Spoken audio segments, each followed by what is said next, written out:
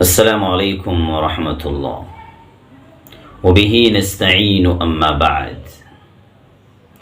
درس نمبر 7 سورۃ البقرہ کی آیت نمبر 3 کی تشریح کی جائے گی۔ اعوذ باللہ من الشیطان الرجیم، بسم اللہ الرحمن الرحیم۔ الذین یقیمون الصلاۃ۔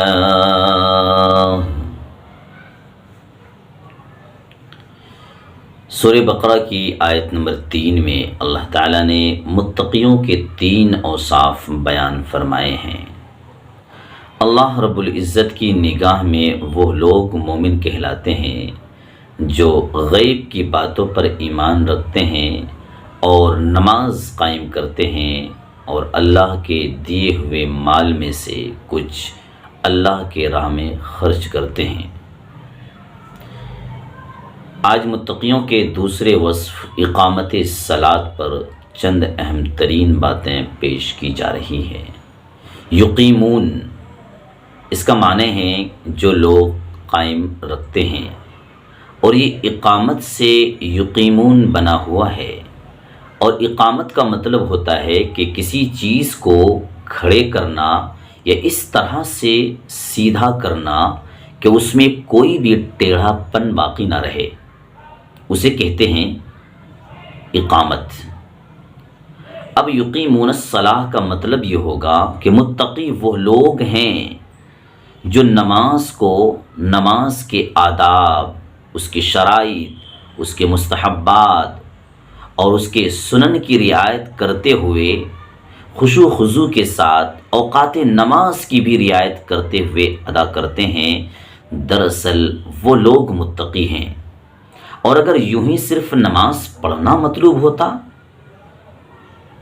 تو اللہ تعالیٰ فرماتے یقرؤون الصلاۃ، یا اللہ فرماتے یصلون الصلاۃ، لیکن اللہ تعالیٰ نے یقیمون کا لفظ لا کر اس طرف اشارہ فرما دیا ہے کہ نماز کو اس کی پوری آداب و شرائط کے ساتھ ادا کرنا یہ ضروری ہے۔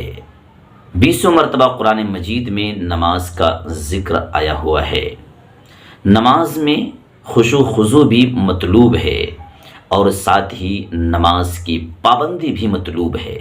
اسی لیے قرآن نے کہا الذین هم فی صلاتہم دائمون، کہ نماز کی پابندی بھی مطلوب ہے۔ نماز چونکہ اللہ تعالیٰ کی عبادت ہے، اور اللہ کی عبادت اللہ ہی کی مرضی کے مطابق ہونی چاہیے، ہماری مرضی کے مطابق نہیں۔ ہماری نمازیں یہ ہوتی ہے کہ ظہر پڑھ لیا، عصر اور مغرب غائب، مغرب پڑھ لی، عشاء ختم، یہ ہماری مرضی کی نمازیں ہیں۔ لیکن اللہ کی مرضی یہ ہے کہ دن اور رات میں 5 نمازوں کا اہتمام کیا جائے۔ جس طرح نماز میں ہمارا جسم اور جثہ اور ہماری باڈی حاضر و ناظر رہتا ہے، ٹھیک اسی طرح ہمارا دل اور ہمارا دماغ بھی نماز میں حاضر رہنا چاہیے، اور جو کچھ نماز میں قومہ، رکوع، سجود، قاعدے میں پڑھا جا رہا ہوتا ہے اس کے معنی میں غور و خوض کرنا چاہیے، تاکہ زیادہ سے زیادہ ہماری عبادات میں خشوع و خضوع پیدا ہو سکے۔ حضرت ابن عباس رضی اللہ تعالی عنہ فرماتے ہیں کہ اقامت صلاۃ سے مراد نماز کے فرائض بجا لانا، اچھی طرح سے رکوع اور سجود کرنا اور تلاوت میں خشوع و خضوع پیدا کرنا ہے۔ لیکن حضرت ابن قتادہ رضی اللہ تعالی عنہ فرماتے ہیں کہ وقتوں کا خیال رکھنا، نماز کو اچھی طرح سے پڑھنا اور اچھی طرح سے وضو کر کے رکوع سجود کرنا بھی مراد ہے۔ اللہ تعالیٰ سے دعا کرتے ہیں کہ اللہ تعالیٰ ہماری نمازوں میں بھی خشوع اور خضوع پیدا فرمائے اور ہمیں بھی نماز کا پابند بنا دے۔ السلام علیکم ورحمۃ اللہ۔